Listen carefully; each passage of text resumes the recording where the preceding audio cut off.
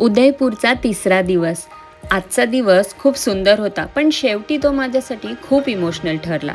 सहेलियो की बारीपासून सुरू झालेला हा दिवस फतेह सागर, विंटेज कार्स आणि शेवटी स्वतःलाच लिहिलेल्या एका लेटरपर्यंत पोहोचला.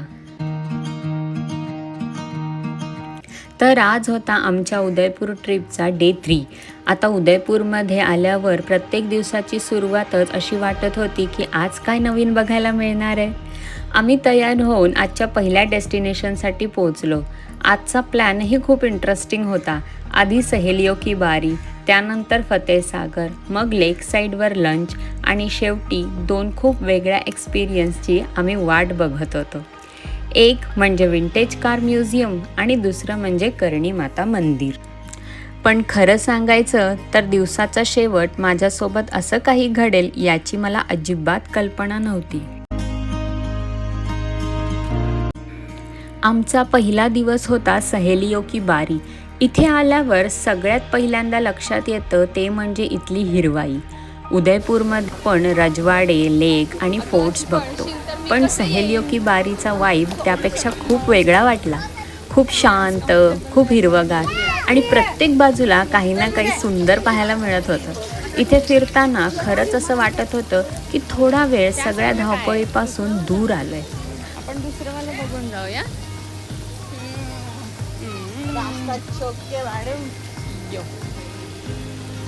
आपलीच गर्दी होते ना जास्त. तेच बोलले सगळे जण आहेत म्हणून चला तिथे इकडून जायचं? काहीच गर्दी नाही. फोटो काढू तुझा. मग आपण आता आपण आलोय सहेलियो की बारी बघायला.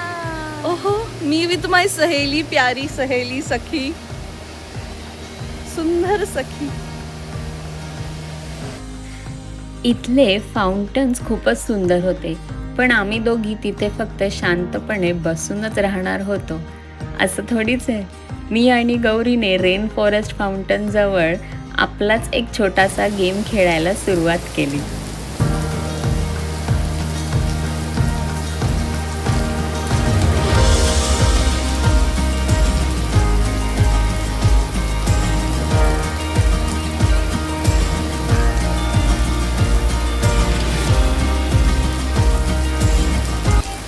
आम्ही दोघी इतक्या मस्तपणे खेळत होतो की काही वेळासाठी आपण उदयपूर फिरायला आलोय हेच विसरून गेलो. कधी ना कधी अशा छोट्या छोट्या मोमेंट्समुळे ट्रिप अजून स्पेशल होते.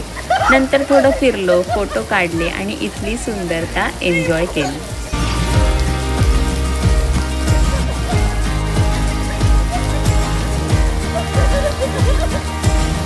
आणि मला अशा ठिकाणी फिरायला खूप आवडतं जिथे आपण फक्त आजूबाजूचं बघत असतो, फोटो काढू शकतो आणि काहीही घाई नसते.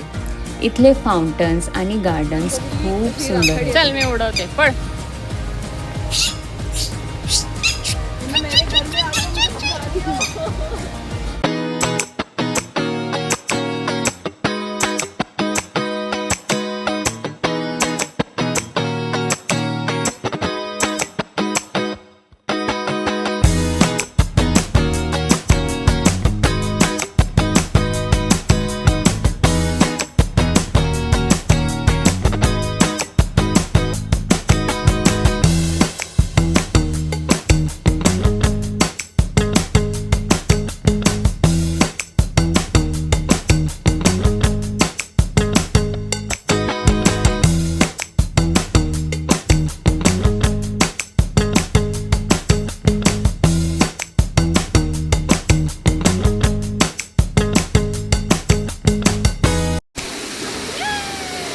ये किसका बच्चा है? मैं तुम्हारी बेटी को बताऊंगी. देखो तुम्हारी मम्मा यहाँ पे क्या कर रही है बेटा, देखो. हाँ, या. किसका बच्चा उठा के लेके आए हो आप? त्यांना फोटो काढायचे. फोटो के लिए इन्फ्लुएंसर्स को क्या क्या करना पड़ता है गाइस. किसी का भी बच्चा लेके आते. आणि अर्थातच उदयपूरला आल्यावर फोटो काढायचे नाहीत असं होऊच शकत नाही.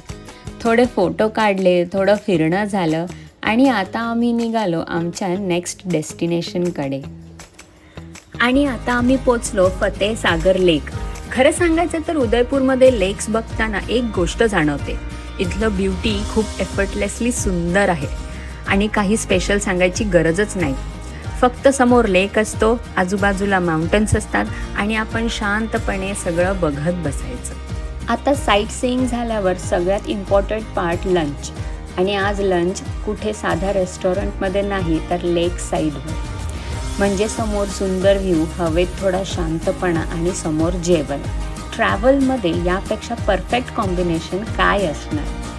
मैत्रिणींसोबत गप्पा मारल्या, एन्जॉय केलं, जेवलो आणि थोडा आराम करून निघालो पुढच्या डेस्टिनेशनला. ते होतं कार म्युझियम. हो, विंटेज कार म्युझियम. इथे आल्यावर एकदमच वेगळ्या वर्ल्डमध्ये आल्यासारखं वाटलं. इतक्या सुंदर विंटेज कार्स एकाच ठिकाणी पाहायला मिळणं म्हणजे कार लवर्ससाठी तर ट्रीटच. प्रत्येक कारचा लुक इतका युनिक होता. काही कार्स बघताना खरंच असं वाटत होतं की एखाद्या जुन्या मूवीच्या सेटवर आलोय. मला पर्सनली विंटेज कार्सची डिटेल्स खूप इंटरेस्टिंग वाटते. आजच्या मॉडर्न कारपेक्षा या कार्सचा किती वेगळाच लुक असतो. त्यांचं शेप, इंटेरियर, छोटे छोटे डिटेल्स सगळंच खूप रॉयल वाटत होतं. थोडं फिरलो, फोटोज काढले आणि म्युझियम एक्सप्लोअर केलं.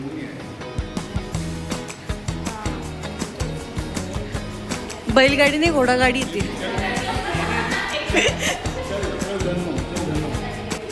आणि तिथूनच आमचा प्लॅन होता करणी माता मंदिर. पण तिथे जाण्यासाठी आज आम्ही एक वेगळाच रूट चूज केला होता, रोपवे.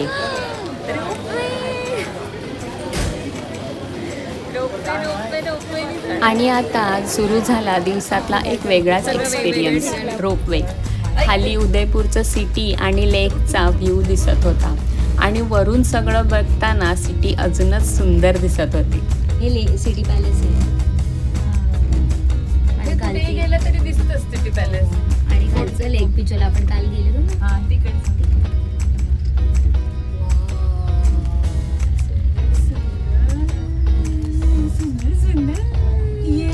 मला वाटतं ट्रॅव्हलमध्ये असे एक्सपिरियन्सेस खूप स्पेशल असतात. कारण आपण डेस्टिनेशनला पोहोचतोच, पण मध्ये येणारा हा जर्नी छोटासा भागसुद्धा आठवणीत राहतो. अशाच व्ह्यू एन्जॉय करत आम्ही पोहोचलो करणी माता मंदिरमध्ये.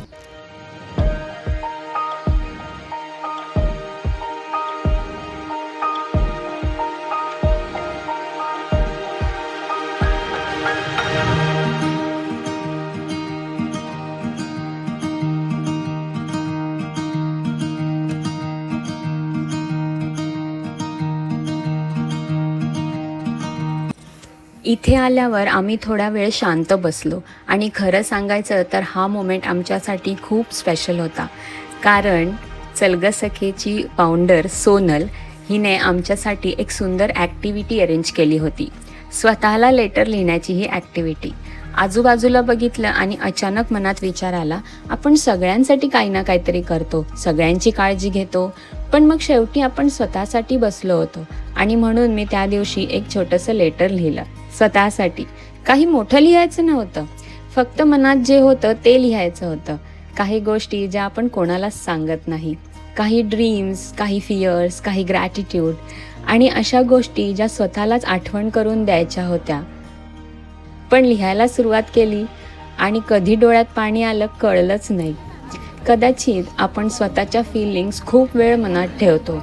सगळ्यांसमोर आपण ठीक हसतो, दिवसभराच्या कामात बिझी असतो, पण जेव्हा पहिल्यांदा स्वतःशीच शांतपणे बोलतो तेव्हा आतमध्ये किती काही साठलेलं आहे हे जाणवतं.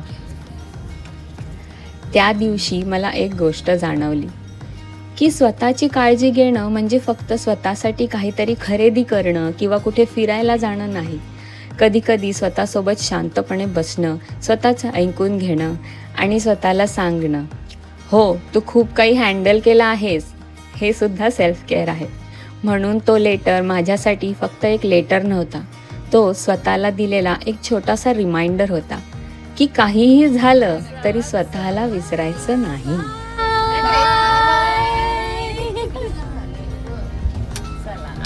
लेटर पूर्ण केल्यानंतर आम्ही तिथून निघालो. आता पुन्हा रोपवेने खाली जायचं होतं. मन मात्र येताना जसं होतं तसं नव्हतं. थोडं हलकं वाटत होतं. काही आन्सर्स मिळाले होते असं नाही, पण मनातलं थोडं बाहेर आलं होतं.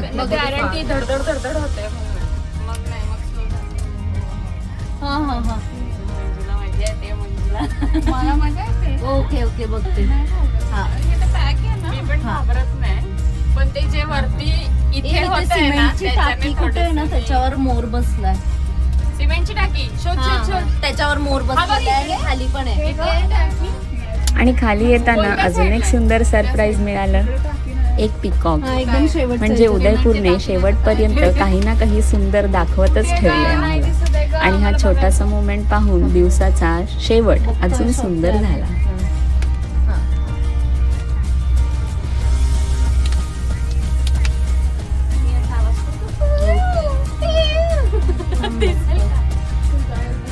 नाही नाही तिकडे ती सिमेंटची टाकीची इथे होतं.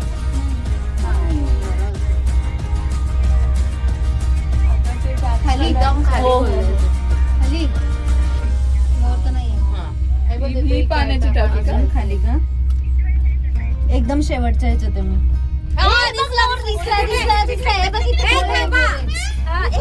फोटो काढा कुठे हे बघ हे बघ हे बघ इथे दिसला. पोलवर आहे पोलवर.